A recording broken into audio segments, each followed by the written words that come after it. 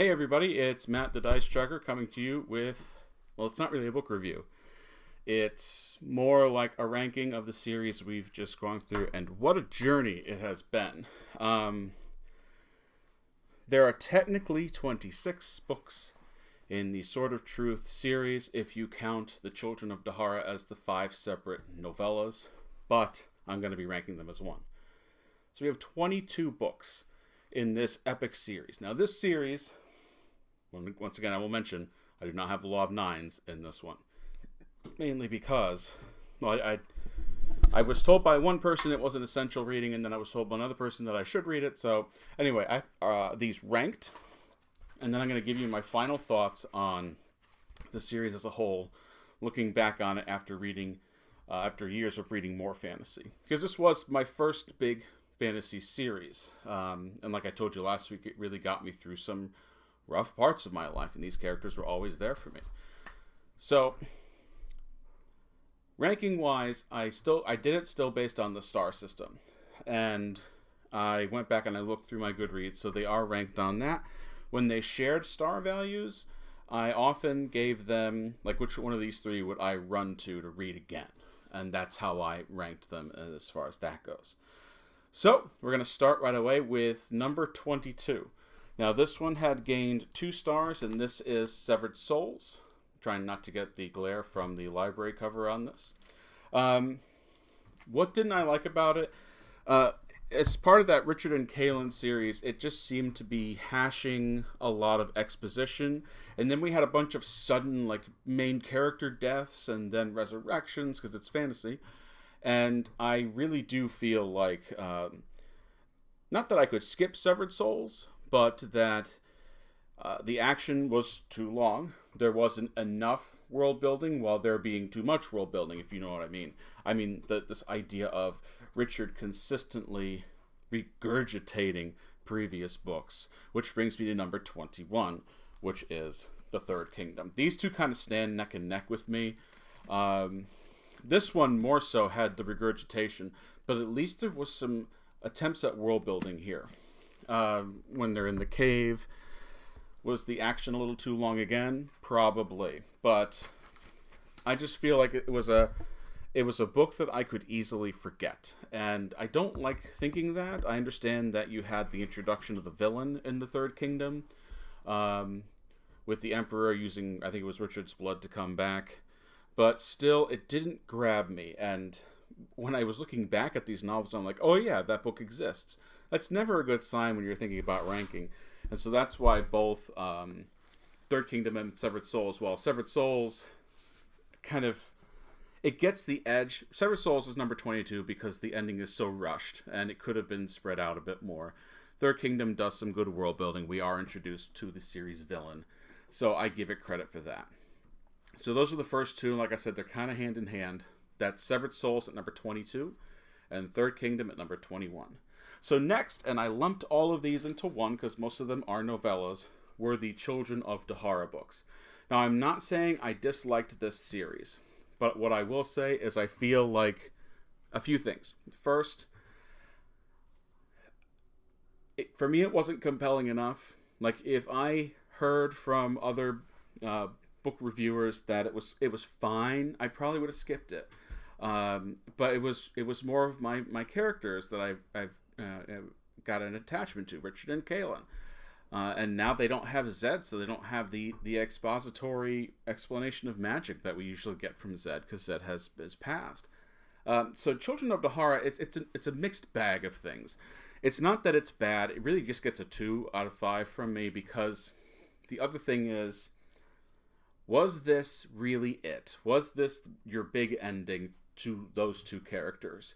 You have Nikki with Heart of Black Ice. We talked about that a few weeks ago, and how that also felt like an anticlimactic ending. But I really want to know if this was the best way you could send off Richard and Kaelin, especially. And for me, it didn't land. Now, for other people, they're going to love it. And if you love it, that's great. That is absolutely wonderful. But for me, it didn't land. So at number 20, Children of Dahara. If you want to read it, I think you can get them on ebook. If not, you'll either find them in that format, or there is a 1-volume format that's out there. All right, So number 19 really is when I've got the stack of books behind the iPad, which is why you'll see the iPad jiggle a little bit here, is Naked Empire. Now, when I first did rankings of Sword of Truth, this was before the Nikki Chronicles and the Children of Dahara. Naked Empire was originally on the bottom, and I put it there because this was the first time we really see regurgitation at its worst. I think Richard spent 100 pages sermonizing to the pristinely ungifted, and it gets very heavy-handed and very much like what people had said Goodkind was going to become after a while. I'm going to move this a little bit because there we go. I notice I'm looking down a lot because my notes are right there. So it just seemed like there was a lot going on, but no one was paying attention to it, if that makes sense. You had this, and the reason it's higher up, though, is because he does stick the landing. The ending is very good. The ending is for that wonderfully fast-paced and properly paced action that brings this book to a close, and I liked it. So that's why out of all of the books that were rated 2 out of 5, that one rose the most from my last time doing this. I just think when people told me, when I started reading Goodkind, they were like, just be careful. He gets very wordy after a while about his political beliefs. And Naked Empire really solidified that. Yes, it was in other books, I understand that, but here's where it was really focused, and I could understand why people complained about it. Number 18 is Shroud of Eternity. This is the lowest, try not to get a glare, lowest ranked Nikki Sister of Darkness Chronicles. The reason this one is ranked the lowest, I think, is the stagnant location without action. Yes, there was intrigue, and I can see what he was going for in that, but I could also easily get bored. I think this is the one that took me the longest to read out of the Nikki Chronicles. So, and it's because there wasn't a lot of moving around. I mean, I am one that does enjoy travel logs. I think that's a great way to do world building. But here, the world building within the city and within the intrigue is interesting, but it wasn't interesting enough to keep my attention for too long. So that's why Shroud of Eternity, the second volume in the Nikki Chronicles, is at number 18. Number 17 is the beginning to the Richard and Kaelin series. This is the Omen Machine. There's a lot to like in the Omen Machine. And it introduces you to some world building on that part of the map that's kind of like off to the side. It's not the old world where it's down. It's kind of up. And you have this steampunky machine going on that's spitting out prophecies and the like. So, and then you have the ending with the Briars and Richard and Kaelin are in there, and then the witch screams, and Richard has plugged his ear, so it's not as bad, but Kaelin is still wounded. So it's got a lot great going on for its introduction. The reason it's ranked so low, I think, is because this was one I really had to read again to make sure I understood everything that was going on, and for that reason, I considered it a forgettable novel at first, because I had to read it twice. Just to kind of get my mind around what was happening. So, but it is a good intro, much better than the second and third parts of that series. So, Omen Machine is number 17. Number 16 was a book that I was really looking forward to, and ended up being kind of meh, is The Pillars of Creation. All right. I really love when an author can take away their main characters for a book or for a long period of time and create a story around that. And you had Jensen-Rahl and Oberrahl, and one tried to be, this real pure character, and the other was kind of, well, typical Goodkind villain. And Richard and Kaelin are pretty much at the end of it, and we got to see the world through the eyes of the pristinely ungifted, someone who had very little knowledge of what was going on around her. She's being manipulated, and I would say Jensen is probably the better character out of the two you're introduced to in this book. That being said, there is still the sermonizing, and it's not too bad here because it's being used for plot purposes. And then, of course, there's the scene where, she's basically being brainwashed into supporting Emperor Jagang, or Yagang, however you want to say it.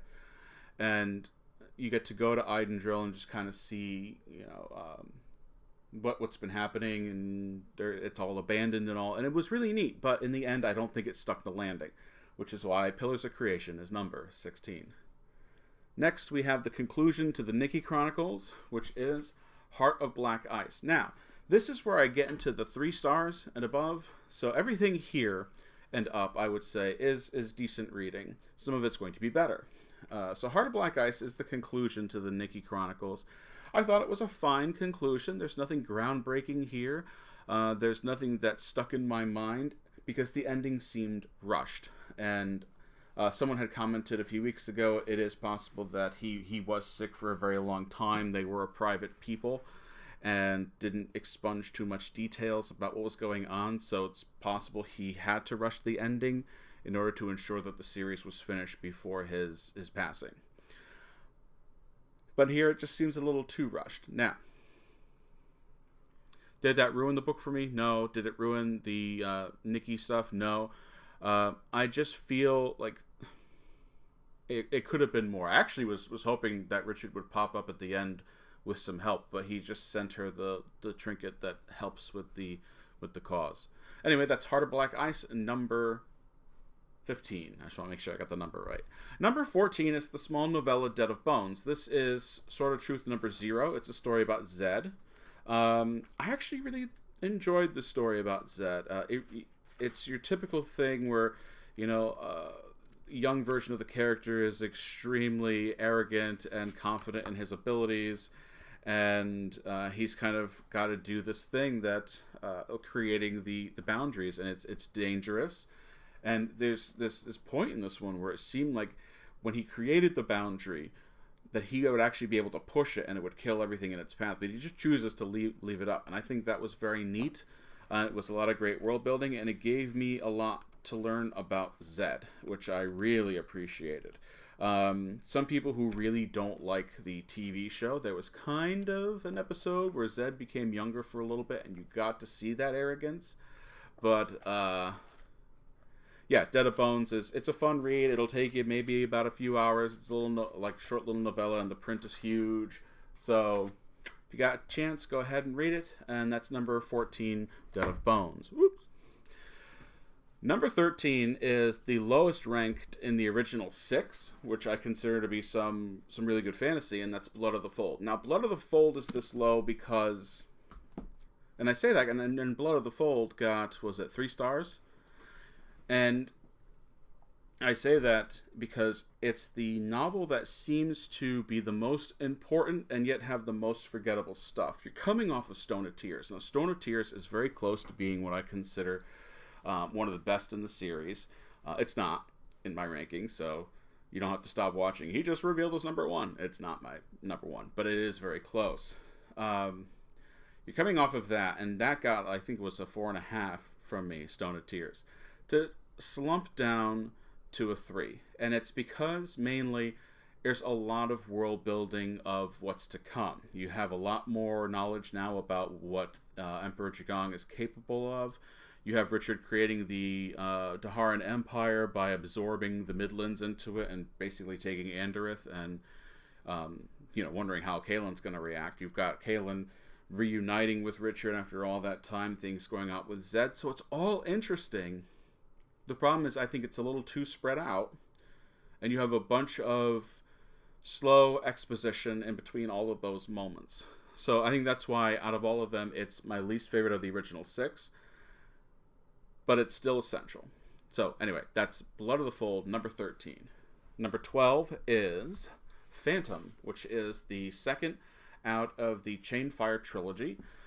This is where you begin to see the Chainfire spell wear off. For those of you who don't remember, the Chainfire spell is the one that makes you forget about people.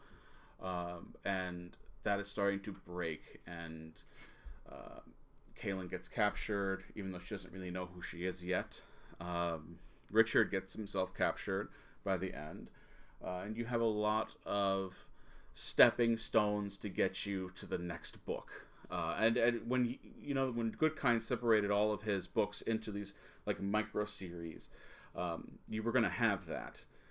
When we have 3 through 6, I think it's called The Emperor Jigong, and 1 to 2 is Dark and Raw. And then you have the Pristinely Ungifted. When you have the trilogy, there was bound to be one book, the Chainfire trilogy, that just got you from point A to point B. That's what happens. They say that about second movies as well in a lot of trilogies. Well, it was a second film, and that's kind of what we have here in Phantom. So that's number 12, Phantom. Number 11 is The Warheart, the conclusion to the Richard and Kaelin series. Also, the conclusion to the Sword of Truth, but it wasn't. There were more books. Now, some can say the Nikki books are spin-offs, so they're not really part of the series. Warheart was a decent conclusion to the whole thing with Emperor Sulachan and of course, one thing I actually do like about Goodkind is it ends where it begins, and so it's the Garden of Life, and he's got the Oma machine, and he's got the Boxes of Orden. So yeah, I thought that Warheart was a decent conclusion. Once again, I do feel like the Richard and Kaelin books could have been one book if they were all edited down, get rid of the exposition, get rid of the density into one book. You could have had a really great story there. So that's number 11, Warheart. Now, here's the top 10. At number 10 is The Temple of the Winds.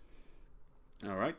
This is the same complaint I had about Shroud of Eternity is my biggest complaint about Temple of the Winds, which is it's a stagnant location. I understand there's other stuff going on, but we're basically in Idendrill the whole time. So it's not that this one is bad. It's not. It's quite good reading. It just seems like this was more of the pushed forbidden romance throughout the entirety of the thing. That is part of Richard and Kaelin's story. That's part of their character development, so I don't blame them for that. But it seemed a little too much this time. You had the brother of Richard that he didn't know about. He's kind of creepy. And then you have the old flame back from home, and from Westland, Heartland, and she's trying to kind of muck things up. And there's something wrong going on. There's a plague in the city, I believe, and the Temple of the Winds is where he has to go find the cure for the plague. And there's a lot of really neat stuff. It's just, I feel that the stagnant location held it back from being a much more thrilling narrative. All right, then we have at number 9, where it all began, Wizard's First Rule. I have a lot of fond memories for this book, and yes, I have the one that has the show on it, and I love that it says the basis for the new television series Legend of the Seeker, because let's face it, that show is very loosely based off of this world, and this is where we all decide whether or not we're going to continue reading, right? It's this first one. The world building is decent. It's got that Arthurian style to it. A lot of it has like some people kind of write it off as uncreative because it uses the morality style writing. This is Sword of Truth. This is the and a lot of things they name are just very big. The Mud People. These are the Midlands in the middle of the map. The Westlands on the west of the map. So it was very simple in its world building. I think that's what attracted it to me. That's what I was attracted to. Was I was just getting into fantasy again, and I didn't need something that was going to overbear me. Because after I read Wizard's First Rule, I read Stone of Tears, and then I was also reading Eye of the World. Now that one really kind of flushed my mind. I was not ready for Wheel of Time when I was reading Eye of the World because it was so much. But it was a nice, simple world building going on in Wizard's First Rule. That's why it's number 9. Number 8 is the prequel to the prequel, The First Confessor. I really liked this one. I know a lot of people don't care for it because it has that, I think, 150-page chase scene in the middle of it. That doesn't bother me as much as, in other books because I don't know who Magda Ceres is, and I'm interested enough to keep reading and find out more about her. So I loved that it was a bunch of characters that I didn't know. I had read this before reading Oma Machine, so I wasn't even aware who Sulachan was, and he does appear in this. So, because when I talk about art of prequels and the idea that there's a difference between fan service and actual writing, This one felt like there was no fan service because I didn't know these characters. Yes, there's the creation of the Sword of Truth. We heard about Magdasaris through other means. We heard about her wizard. We heard about the Raw bloodline and the chant that comes from it. So there's a lot of stuff we knew, but we weren't aware of how it came about because that had always kind of been glossed over. So that's why I really thought First Confessor was good reading, and that's why it's number 8. Number 7 is Siege of Stone. This is the third book in the Nikki Chronicles. And now you're all going to say, but Matt, you just talked and bashed books about their stagnant location. This is pretty much in one city, the city that's being attacked. That's true. This is the one city, but it is a battle. And the length of the battle and what's happening in the battle is interesting enough for me to have a hold on the plot for long enough. Where Shroud of Eternity was more intrigue, this was, explaining how they were defending the city from an age-old enemy. And the world building I thought here was really well done as well. So that's why Siege of Stone is number 7. Number 6 is a book that I didn't think too much of the first time I read through it, but the more I thought about it, the more it climbed up, and that is Soul of the Fire.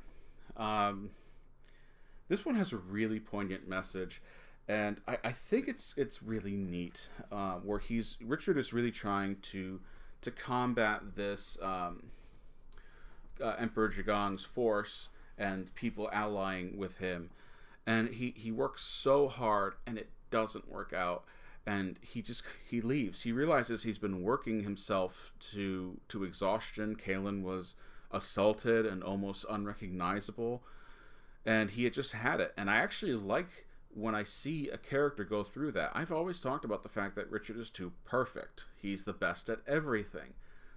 Here, I got a chance to see him defeated, and I like seeing that because it's called growth and character development, and that's what we like to see. We like to see our characters at their lowest point, and I think that's what this book did quite well. Also, huge points to the demonic chicken. I think that's always going to stick in my mind. So that's why Soul of Fire is number 6. Number 5 is Death's Mistress, the first book in the Nikki Chronicles. Boy, did I enjoy this one, mainly because it was a travelogue, first off, and we got to see a lot of the old world. There was great world building in this. I really enjoyed the different adventures they all went on. It was very episodic. It reminded me of what I really liked about Wizard's First Rule. Nikki gets to grow as a character somewhat. She's still pining after Richard after all these years, but you get to learn a lot more about Nathan as well. You get to learn about this new character, Bannon, they brought into their fold. It was just a very fleshed out story, and I really think it's one of the better ones here. At least it's the peak of the Nikki Chronicles. Sadly, the first one was the best one. Number 4 is Chainfire. Boy, was this one a surprise for me. Just coming out of Pillars of Creation and Naked Empire, these two big disappointments for me. And to see it come back around, Chainfire reminded me of why I loved the series to begin with. And it was back to fantasy. It wasn't more politicking. I think he had written so much of his personal views and politics that now the plot needed to take back over. And so Chainfire is basically, Richard is the only one who remembers Kaelin. Some people remember her, but she's passed. And there's even a scene with her gravestone. And he knows he's right, and that is something I don't like about Richard, is he's always right, but in this context, it works in the plot. Because he knows he's right, because he knows that she existed, he basically needs to prove to everyone else that she is out there, and that she has been, wiped from everyone's mind. Just a really neat premise that there's a spell that can do that, and I really thought it was great, which is why it's number 4. Number 3 was probably the first peak of the series I had, which was Stone of Tears. And Stone of Tears, so much happens. Wizard's First Rule is a great introduction to some of these characters. I liked Kaelin. I didn't think she was really a strong character to begin with, but by the end of Wizard's First Rule, she was kind of up there.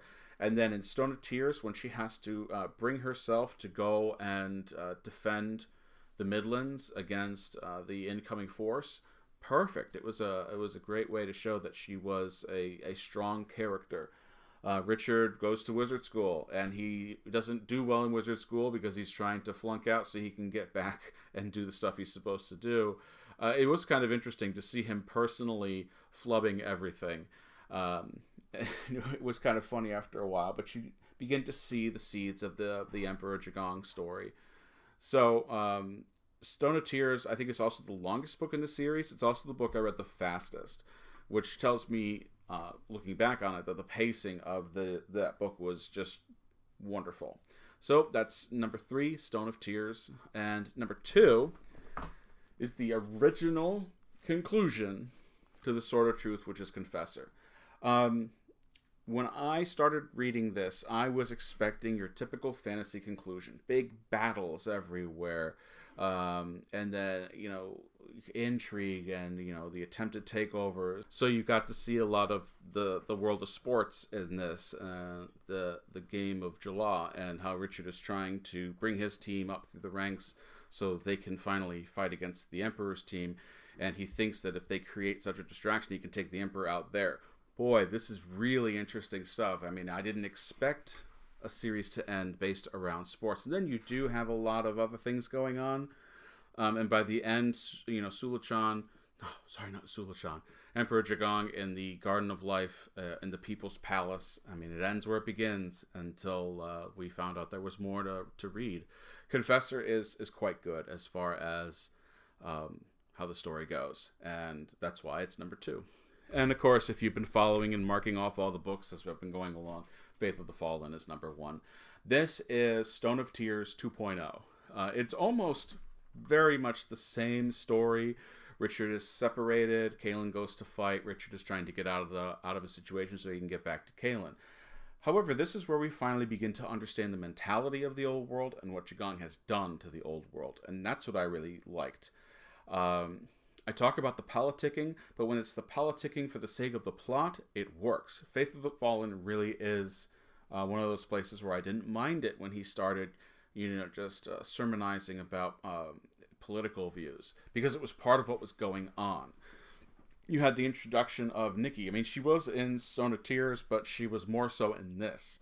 And she was a stronger character in this one, and you can see that what the people were going through, and she just needed him to live that life. And then you have the stuff with Kaelin and the fighting, and then eventually making their way down to the old world, and then the thing with the statue. It's all very good, and it all culminates in this big conclusion, which is what I liked about Faith of the Fallen. Now, from what I understand, and someone commented on this a few weeks ago, and I appreciate you filling me in, I don't think the estate has any other stories to release to us. So the 22 books here of the Sword of Truth series have been ranked, at least on my opinion. You have to understand these are my opinions. I'm going to talk a little bit more about some things. Where does Sword of Truth lie in the modern fantasy genre? It's often put in a lot of top 100 series, but through the recent years it has declined a bit. Some people don't care for, things Goodkind puts in his books, or how he had that controversy with the artist. I try to put that to the side and take in the content. And I enjoyed, for the most part, the content. And, if you asked me would I read this series again, I'd probably say yes. But I'd probably only go until Confessor, and then if I had to read anything else, I would probably read the Nikki Chronicles one more time. There's a lot of really good fantasy going on in here, and a lot of people write it off because they think that the first one is so predictable. But let me remind you, because I'm going to take a look. Everyone's like, yes, the first book is predictable. I stopped reading because I knew what was going to happen. The book was written in 94. A lot of fantasy books at that point were still being written in this fashion, and from what I understand, he wrote most of it far earlier than that, before it was even published. I'm not talking about the standard. I mean, I think he wrote a lot of this when he was younger, and then got published in 94. So if we can keep that in mind, that, this is just a series of its time, and then it grew, and because it was hindered a little bit by the opening book and the world building it did there, it couldn't grow too much without getting extreme. So oftentimes people use this series as kind of like decent world building, but we've gotten better in the past years, and that's true. So if I had to give a star rating to the whole series, all 22 books, I think it would be around 3.5. I'm fairly generous when it comes to ranking things. There was a lot of work that went to these books, and I'm not going to discount that. And I think that it deserves the 3.5 stars. Now, would I recommend watching the show? For those of you who don't know, I think it was 2008 to 2010. There was a 2-season show called Legend of the Seeker. It aired in syndication, so I don't think it ever had a home network. Correct me if I'm wrong. But it was a series that had 22 episodes per season, and or was it 24? Anyway, it had a full season run. It wasn't one of those short seasons. And this is back when you had a television show, you did over 20 episodes a season usually. So, would you watch it? Let me give some pros. It's loosely based off of Wizard's First Rule and then Stone of Tears with some smatterings of the other books. The reason that's a pro, and I learned this when I was watching it, is I didn't know what was coming next. And that actually made me appreciate the story more. Yes, they touch on book stuff, and the best episodes of the series are the ones that have stuff going on from the books. But it kept me on my toes. I didn't know what was going to happen next. There was different world building here. There was new stuff happening that I was not prepared for, and I kind of liked that. So that is actually a pro. The other pro is that I actually thought that the scenery and cinematography was fine. I didn't think a lot of it was great. The sets are very basic. This is pre-Game of Thrones fantasy. It's not a show that had a massive budget. I think... let me look up his name while I'm going over the next one. Someone's going to ask about the acting. How's the acting? The acting is fine. It is, like I said, it's a show before Game of Thrones when fantasy wasn't well regarded. The two behemoths were Lord of the Rings and Harry Potter. And I think that up against them, this was never going to be like the huge show they wanted it to be. Craig Parker as Darken Rahl is very good. He loves the role that he put him in, and he really gets into it. And I think it's... You gotta love a villain who embraces being a villain. And I think Craig Parker did that quite well. One of the cons is the music, because it has such a low budget. Now, the songs are fine, but they sound like they weren't done in front of an orchestra. I'm not going to say that's what happened, but I do feel like it sounds like it was done on a computer program to simulate it for the sake of a budget. The last thing that's a con for some people, and it's a pro for other people, this is a Sam Raimi produced show. So it's going to be very Raimi-esque when it comes to certain things. And you'll know what I mean by that. If you're a big Sam Raimi fan, if you like him or hate him, you'll know what I mean. The reason that I'm not sure if I'd recommend it is it's a lot of time. It's 44 episodes. And if you want something that's truly devoted to the book, you're not going to get it here. Yeah, 44 episodes. It does have parts of the book, and, some of the costumes are nice, but not all of them. And the sets are very basic, like I said. So you're probably sitting there going, why bother? It doesn't sound like it was a well-produced show, or it doesn't sound like it adheres to the source material very well. Well, then it's up to you. I would say choose whether or not you want to be devoting your time to something like this. I definitely think it was worth it, but at least watch the first few episodes. If you think to yourself, this isn't for me, then it's not for you. It's fine. But anyway, that's Legend of the Seeker, whether or not you should watch the show. I know that you can stream it on the ABC streaming service. Otherwise, you can usually find it used in DVDs. I found it at a local game store that carried DVDs. I'm not sure what the price is going for nowadays. When I was there, it was $15 per box. So I'm not sure if there's a rarity or if there's even like, I mean, there could be that it was rare but nobody cares, and so it's a cheaper price, or it's rare and it's picking up steam and now they're going to try to sell it at a higher price. I don't know, but if you can find a way to watch it, it's definitely worth a watch. At least the first few episodes. Other than that, I think that's all I have to say about Sword of Truth. I want to thank you all for this very lengthy journey you took with me through the Sword of Truth. Next week, we're going to be taking a look at 2 books. And the reason I say 2 is because this might be the first negative book review I outrightly do. Like, I wouldn't even give it 1 star. And I'll tell you why next week. All right, we'll see you then, everybody. By the way, if you haven't subscribed to the channel already, please do. It appears 80% of you who are watching my content aren't subscribed. So go ahead and hit that subscribe button and get the notification, you know, all the things. They tell you to do all the things and better produce videos than mine. So we'll see you next time, folks. Bye.